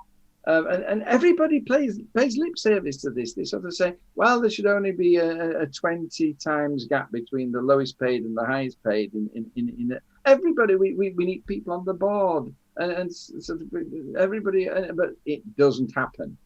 And sort of for me, a Labour Party ought to be the party that says we're going to get into power and we're going to make that happen. And if we have to say otherwise to get elected, I'm not interested in getting elected. There's no point in having a Labour Party that's going to leave it out there for me. No point at all. So try and find another party. Yeah. Indeed. And also, and we will get back to the comments, it's just people talk about food banks like food banks is the thing. We are so far past food banks now. We've now got organisations growing that exist to fill the gaps between people who can't access food banks. Like the problem is so much bigger than food banks now, to the point where, you know, you've got organizations. I mean, most of you will know this, and probably the listeners will know it too. You know, the fact is you can't just give somebody food and expect that they've got the money to actually cook it. You can't give somebody food and expect that they're going to be able to, you know, cook it. Let's just stick with cook it for now, because I don't want, so yeah, it is. We've started a new grants scheme at Shildon Town Council, and I've just approved 2 grants for people to get a washing machine so they can access basic personal hygiene. You know, that's the world we're living in. People don't have the money to actually eat while they wait to start a new job. you know, John? I'm breaking my own rule here because I'm talking and we want to hear what the people have said on the comment. But I came across today the right to eat, and Liverpool have passed a right to eat motion, and there's an EDM and a petition about people have the right to eat. And one of the things that was mentioned in that Liverpool debate in the chamber was that to eat at a level of nutrition which is regarded as healthy. Somebody on now it was either on benefits or on the minimum wage, I can't remember it, but that person would have to spend 70% of their income on food. And it isn't, you just prompted that it isn't just about getting something that you can shove down your throat. It's about the quality of the food and yes, the ability to cook it nicely and not just have to have porridge every single day of your life, because that's the only way you can make meat. Anyhow, I'll shut up and let you do the job. Anyway, we'll go on to Oblarim's other comment, which was that he believes that Joe Biden, his prediction, we will come back to this because we're obviously going to be doing this show forever now, so we'll be there when it happens. Oblarim says Joe Biden will take the USA into another war. What do you think about that? Any takers? I think the USA have only ever not been at war where they invade another country for 2 years of their existence. I believe there's a statistic around that. Someone will tell us in the chat. Yes, Joe Biden will take the USA to war. The USA are always at war. The question is whether it's I don't believe there's ever a just war. Please argue with me about that. But it depends whether it's a controversial war, like somebody close to home sent us on, or whether it's one that they think is legitimate. I don't know. I think it's hard. It's really difficult because I've got my eyes open that Joe Biden is not the perfect candidate. For me, it would have been Bernie Sanders that up there. But it got to the point where it was literally anyone but Trump. I don't think he's bad. I think time will tell. I think Paul's right. Yes, they'll go to war about something or other. It's just a case of what that war will be. I don't know. And whether we'll get involved in it. Oh, oh my God. The war against fascism's always just. Yeah, let's do that war. Let's do that war. Happy with that one. Spanish Civil War. Spanish Civil War. Yeah. The comments. Oh, if you ever want a history buff on any sort of war or Spain or Irish protests, get Simon on. He knows everything. Coming soon on Socialist Think Tank. Yes, absolutely. What do you think, Stuart or John? Well, whether he'll go into another war, I think it would be interesting to see if he finishes any of the ongoing ones. I didn't understand the question really, or the statement. I mean, I don't know on what grounds he's saying that. I mean, there's a school of thought that Donald Trump was less militaristic and more isolationist than a lot of other presidents have been. Right. There's a school of thought. There's some merit in that. He spoke to North Korea and he seemed to get on well, and then they did this little silly thing, this silly ego thing, but generally there wasn't a nuclear war there. Did he start a war, Donald Trump, at any point? Did he? I don't think he did. I don't think the USA have embarked on a new war in the last 4 years.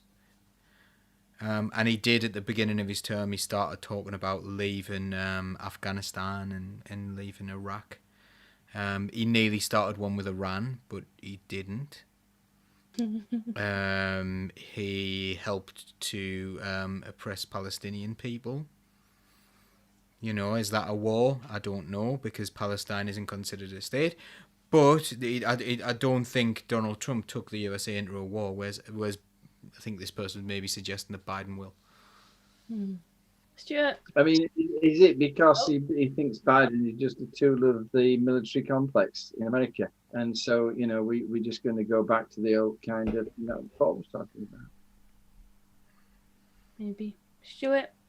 Back on the idea of maybe Biden closing off some chapters of war going on elsewhere, with, the big plans and the promise of change, would it not make financial sense to start to ease back on, America's ongoing issues with war?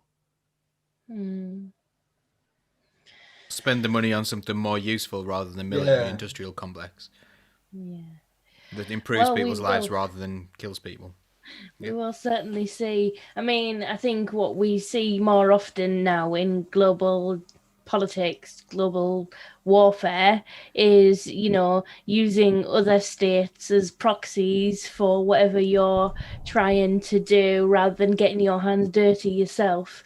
And I think that there was a lot of Trump agitating behind the scenes on places, wasn't it? He recorded phone calls asking about, was it Ukraine or something? I wish I had a better memory for these things, but I'm busy relearning how to do long division at the moment. So, oh my gosh! Why do you need to learn long division? Well, I don't know actually. I'm confused. I've forgotten how to multiply numbers as well. But I don't know whether I've learned how to multiply numbers in the same way as my son has been taught how to multiply numbers. And I'm afraid is it for teaching purposes? The wrong way. Yeah. Right. Okay. Got you. Are you embarking on a new career? No, absolutely not. Because I was good at maths once, long ago. Oh my gosh. That sounded like Blair when he went, I was the future once. I am very slowly wistfully said that. See, we do mention Blair sometimes. We got criticised this month for our newsletter that didn't mention Blair. I don't know why we should have to mention Blair every CLP newsletter, but there he is. Tony Blair wants nothing to do with us. That could be the headline. Kevin Joyce says we need a prospective MP ASAP chosen by Labour members in the constituency. I mean, this is something that we have in Bishop Auckland constituency, and you've got in Sedgefield constituency, Northwest Durham, all of the Redwall seats that fell.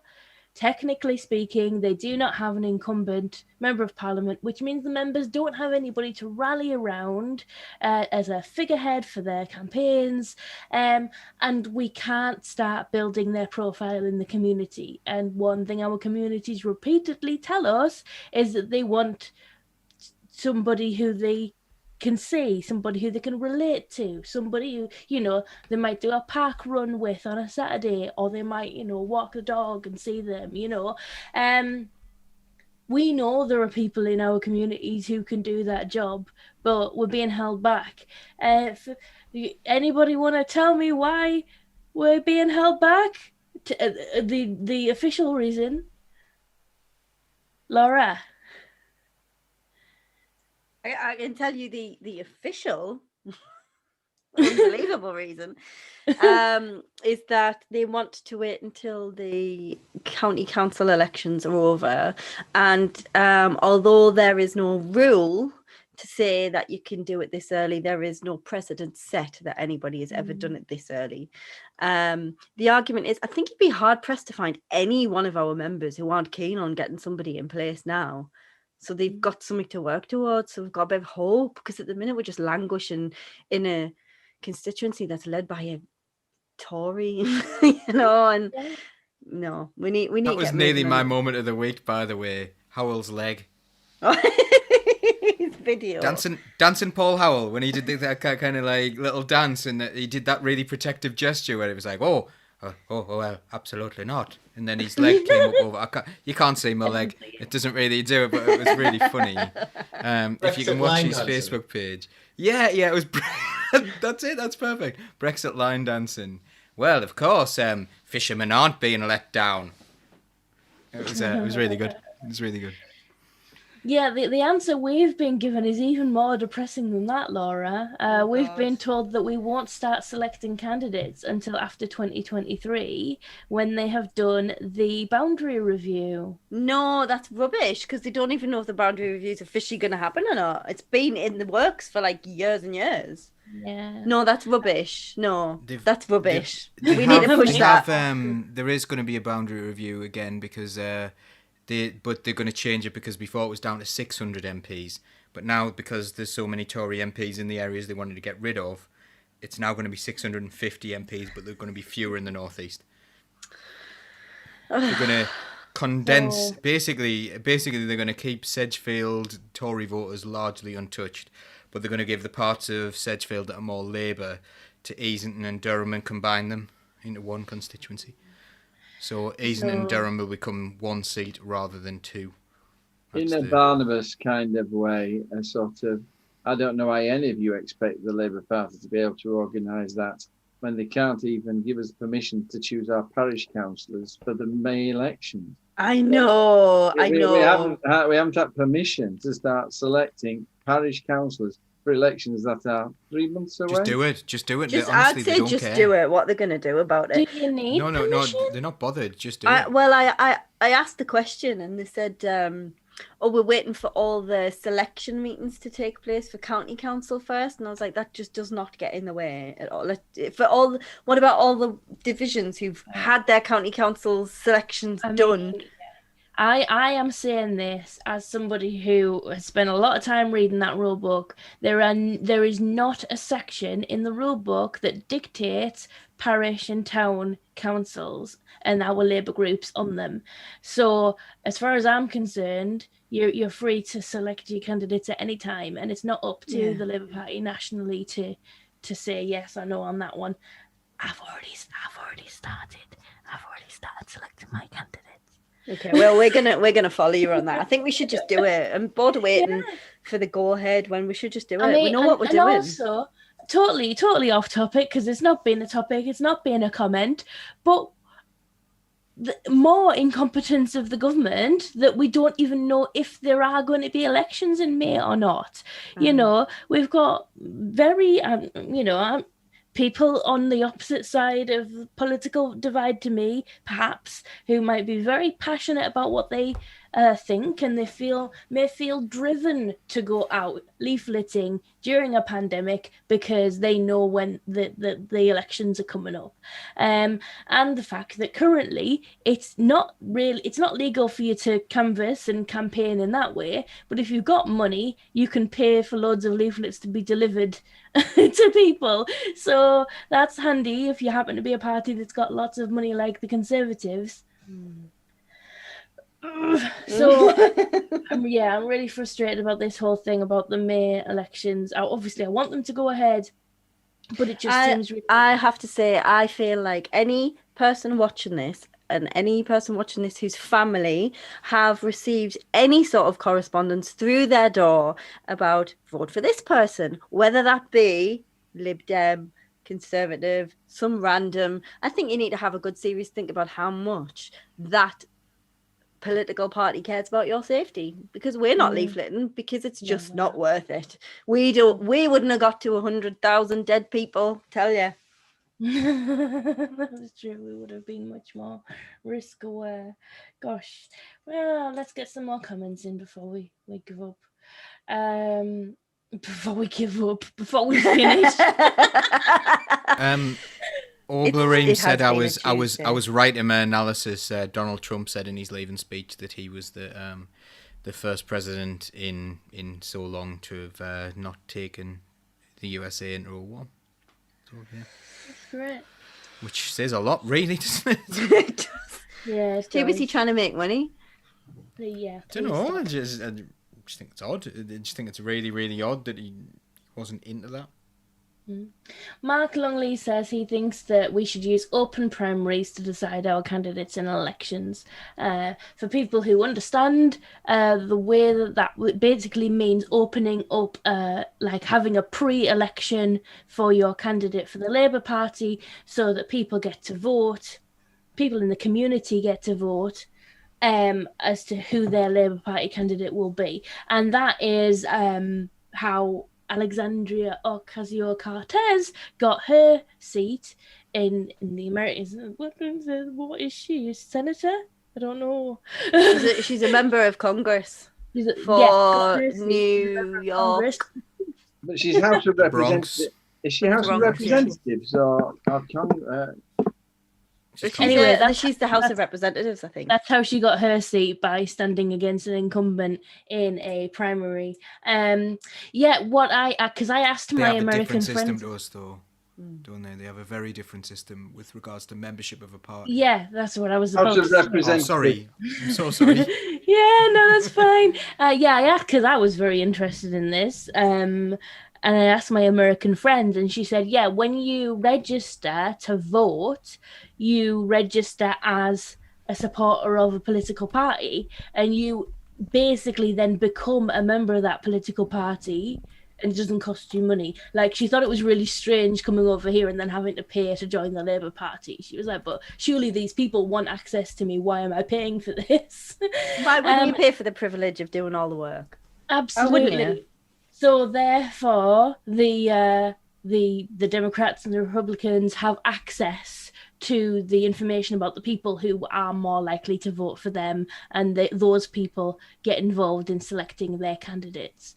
So that's the system, and it's when she first explained it, I was like, whoa, that's a bit strange. Like, you having to basically tell the government who you're going to vote for. That seems very dodgy, because then they could just not deliver you your voting papers, but it works apparently.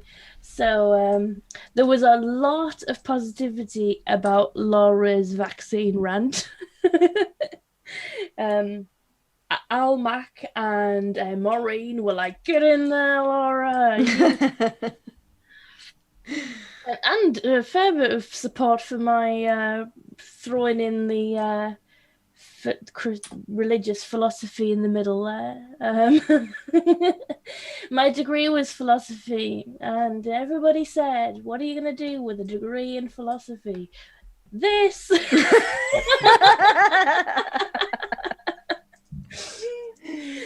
Look who's laughing now. Who's laughing now? Me all the time as I slowly go around the bend.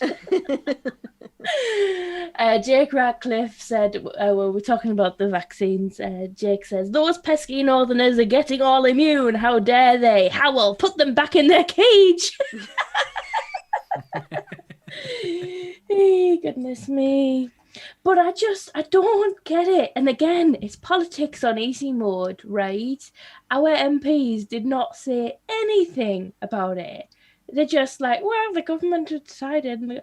You stood on a platform of looking after us. You stood on a platform of standing up for us. But every time there is something where you've got to choose between standing up for us or getting a take in your conservative employee of the month book, you choose you choose getting on in your party because you're all new MPs, and when Boris does leave, you want a job with the next guy.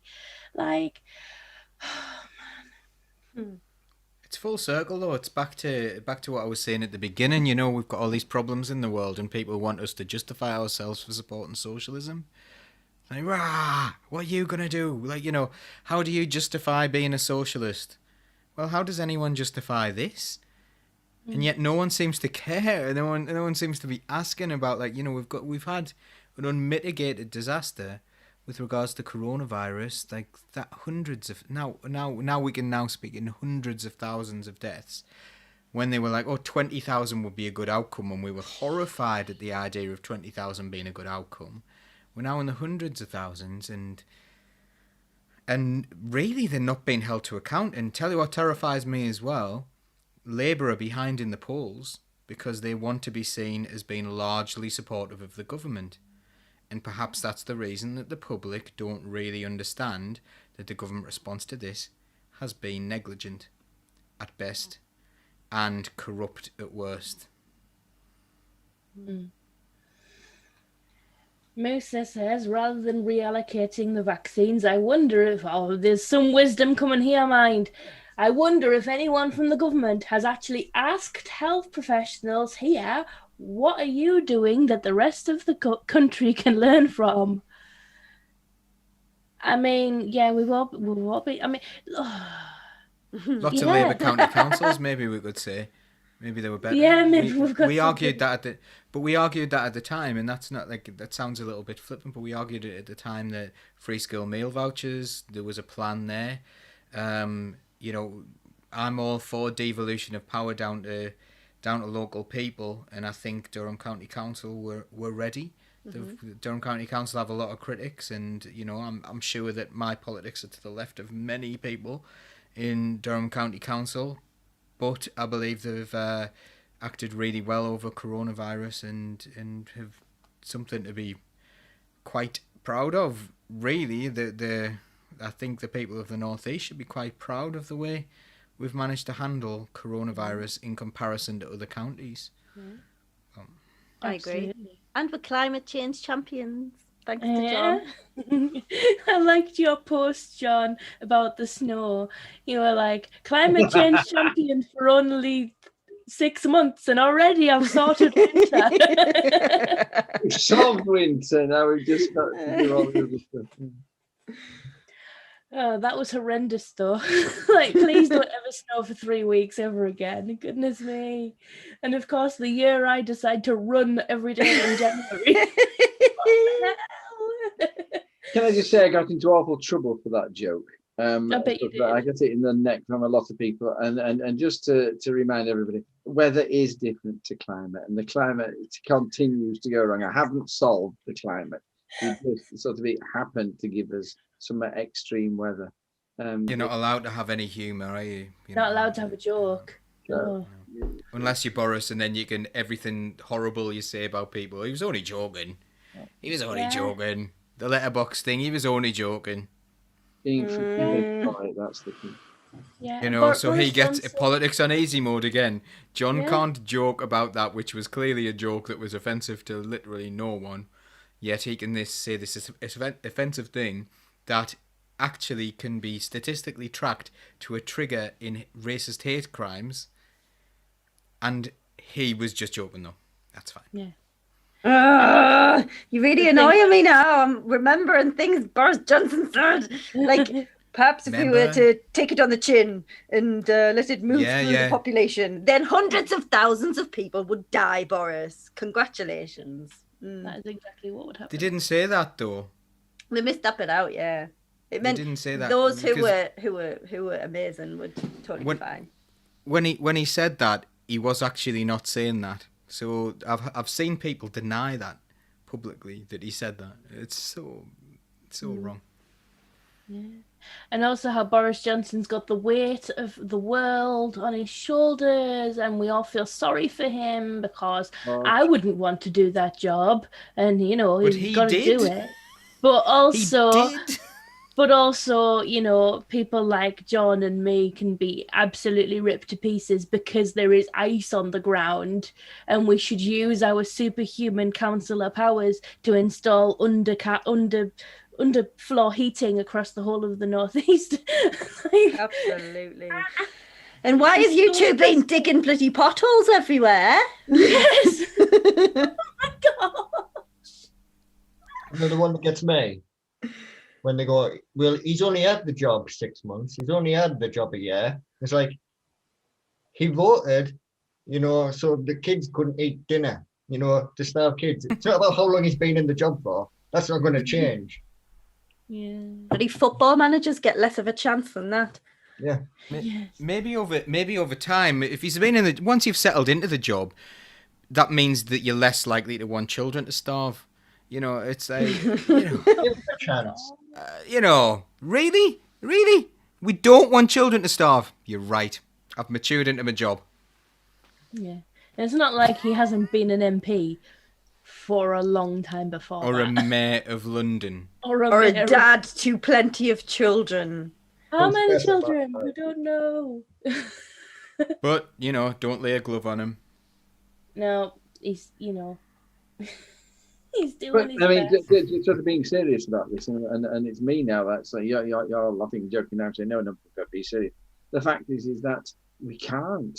That people are furious with the Labour Party for criticising the government, and we are behind in the polls, and they're getting crosser and crosser with us because we're sort of saying 100,000 dead. How? Oh, all negative. I don't want to hear this. And we're getting sort of. I was talking at a meeting. And sort of they've been ringing Labour supporters up and asking them, and people have stopped watching the news because it's so depressing. They don't want to hear it. They just don't want to hear anything negative anymore. And so they said, well, how do you think that the government is doing in tackling the virus on a scale of 1 to 9, where 9 is the best they could do and 1 is absolute rubbish? And there were Labour Party voters answering that they gave the government 9 out of 9 on their handling of the coronavirus crisis. And I think you have to wonder how true that is. Well, there's people who've been sat on phone backs being told this.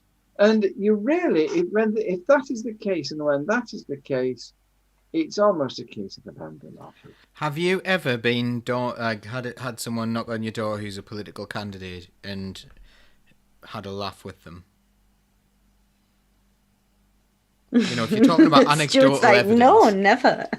if you're talking about anecdotal evidence here, and people are ringing people up and saying, "Who do you support? Labour." And how do you think they've conducted this coronavirus crisis? Oh, they've been excellent. They've been perfect. Second to none. I think they're just working them. You think it's all... It could be. People are bored during the coronavirus. Maybe they're just saying things.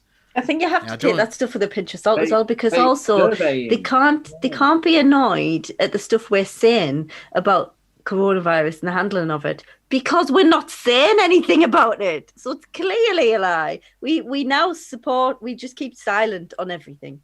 So abstain. Yes, just abstain. Keep your mouth shut. I've got an idea. You know that crap sandwich technique? Yes. Bad news. You go, Boris turned up today. Is responsible for many deaths. He managed to get his tie up nice. Well, we are, there's a compliment in there at the top and one at the bottom.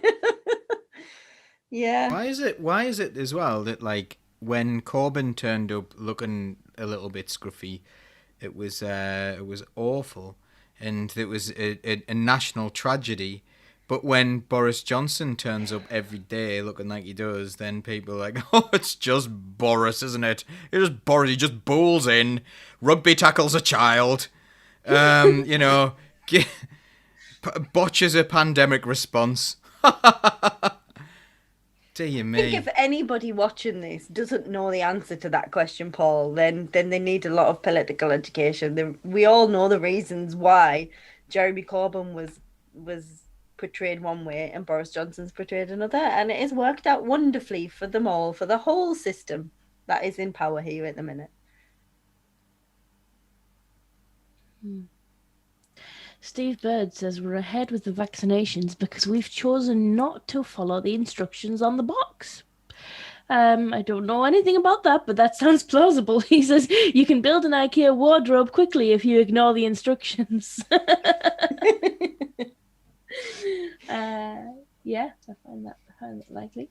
Craig says the American left needs to put Biden under pressure to introduce radical policies, or the US will be back to Trump or worse in 5 to 10 years' time. I think we've talked about that before, and I think we broadly agree. But I don't know. I think the level of leftism that I would like to see and the level of leftism that is needed to not stop fascism, there's a gap. But you're right. Something has to change, or it will. And things need to be done. Things need to be done because people are like that gentleman I was talking about earlier. They're getting angry and they're going off seeking more and more extreme and in America they've got guns, of course, solutions. We've got to change the way life is for large numbers of people, or you will get the backlash, you will regret it. And one of the truths about history is that all the big changes that have come, very often they've come out of fear, not out of philanthropy. Quickly on the subject of socialism before we do wrap up, lots of love for Cuba in the comments. I think I need to go to Cuba. I've never been. I mean, obviously, I'd like to go to Darlington at the moment, but like, I'm shoot for the moon and you'll end in the stars. I'll shoot for Cuba and end in Skegness.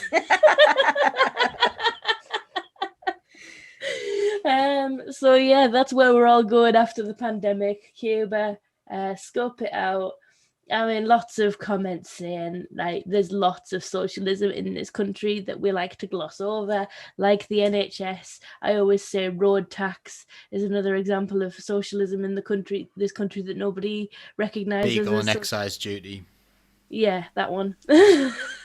Road tax. Just as a cyclist, I find it. Yeah, you're paying your road tax. Well, yes, I am, but it's a vehicle and excise duty, so. Indeed. You don't have to pay road tax if you're a cyclist. There's no such Or thing. you have an EV. Yeah.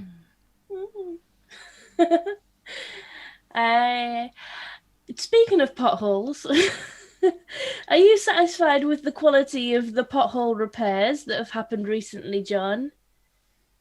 What they do is, the whole thing about potholes is that it's driven by fear. That if we're told about a pothole, we're legally liable to any damage it may cause. So there's tremendous pressure on the highways section of the county council to get out. Once we're told about them, if we don't know about them, we're fine. We don't go out looking for them. But once we're told about them, there's a tremendous to sort of make sure it doesn't blow people's tires or break their axles. So what you will find is that they will rush out fairly quickly, depending on how busy and important the road is, and they'll do a temporary thing. And there's a little man with a bucket. He pours the thing in, pads it down, jumps up and down on it a bit, and does a temporary repair. And sort of, of course, in freeze thaw weather, that lasts sort of 3 days. And sort of it creates this bigger area around it because the water gets in between the gaps. It freezes and expands. When it thaws, it creates a hole, and the traffic creates a bigger pothole. So it doesn't work very well. We have put in extra millions out of people's council tax. Now, this isn't the money that we don't only spend the money we get from the government. We put in extra millions out of the budget, and we do have, according to the government, one of the best pothole repair systems in the country. We are in terms of responding to potholes, the government has said we're one of the best in the country. But what you'll find is that at this stage, with hundreds of potholes developing and being reported, it's a man with a bucket, he fills it in, jumps up and down on it, and we hope. And then what will happen is over the course of the next 6 months, they'll come out, and that response is determined by how busy the road is and how it's as simple as that. And over the next 6 months they'll come, and what they do is you see those very straight edge repairs where they've done it properly. They cut out the thing and they run over it with a roller and they do it properly. If your pothole is at the bottom of a very quiet cul-de-sac where nobody ever goes down that far ever, it'll be August to September by the time that one gets its proper one done. And it may be a few days before they even do the temporary one. If it's on a busy road and you report it and they're not there in 24 hours, for God's sake, tell your councillor, and they will play hell. We have to have these things for the safety of the council as well as for the traffic. We have to have these things dealt with immediately. And so if something goes wrong and they're not out in the next day or so to get it done, and on a busy road like the A167, it should be less than 24 hours. Tell your councillor, let us play hell about it, and let it done. But there will be temporary repairs, while we have the current crisis in the current weather. Okay. And on Laura. that, on that massive question of potholes, next up we have dog poo. Come on, No. let's do dog poo. But this is it, isn't it? This is what people actually get agitated about. You know, I have more people talking to me about potholes and dog poo and the fact that there was ice on the path than care about the fact we're about to lose our secondary school. You know, the real politics, you know. Laura. Thank you. Just because I know it is like only potholes, but I need to say this is something. I'm not a councillor, and I'm literally, this is me coming as a constituent. I feel like potholes has been used time and time again as a convenient stick to beat the council with. I am involved in loads of community groups from areas around our constituency, and I see loads of people really kicking off about potholes. I can't believe this is there. And then honestly, like the vitriol and the anger that comes with it, and bloody councillors are useless. And then when you get to the bottom of it, no one's reported it. And I'm like, if you report this pothole, it will get fixed. Don't just whinge about it on a community group. So if you do see one, please contact the council. They will organise go to get through it fixed. My Durham. You can go and do it online through My Durham. If you go on the council website, there's a red flash up the top left-hand corner, My Durham, and you can report it there. Services, roads and highways, or you just ring a 03000 260 000 and say there's a pothole. It got to be precise. It's sort of the A167 isn't precise enough. Every lamppost has a number on. What's the nearest lamppost? Tell them the number. Or of course, somebody said that if you've got the app, just 3 words is the most accurate way of doing it. I fell out with somebody on sort of, which is strange for me, as you know. I fell out with somebody on social media about that, and he came and he says, "The potholes are a disgrace. What are the councillors doing about them?" And I says, "Well, we're wandering around and driving around trying to find them. What are you doing?" And it's sort of, and you go, "Oh, I have a cross about that. I'm not paid to do anything." You're a citizen, for God's sake. Where's your definition of citizen? Unless I'm being paid for it, I'm not going to tell anybody about these they can.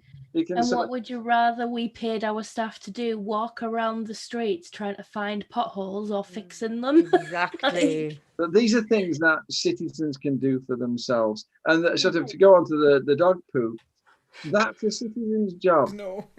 Pick it up after yourself. Pick up your own dog poo. And it's the same with speeding through council estates. Sort of these are citizens' things. It's nothing to do with the quality of councillor at all. It's to do with the quality of certain citizens. Get yourself sorted out. And it sounds cruel to say it, but that is sort of, I'll never be able to stop people allowing their dogs to poo, and leave it. I'll never be able to do that. Sort of, it's got to come from a sense of community, of socialist interaction, Paul. Right, there we go. The socialism does work. We've just explained it. There you go. Right, it is definitely time for us to end. Thank you very much for everyone. 233 comments, plus the ones on Twitch. Thank you, everybody. And there are still 14 people with us. It's well past done, our you bedtime. That's stamina, that. Yes. So we're going to say bye-bye, everybody. Bye. Thank you. Bye. Thank you, team. Brilliant.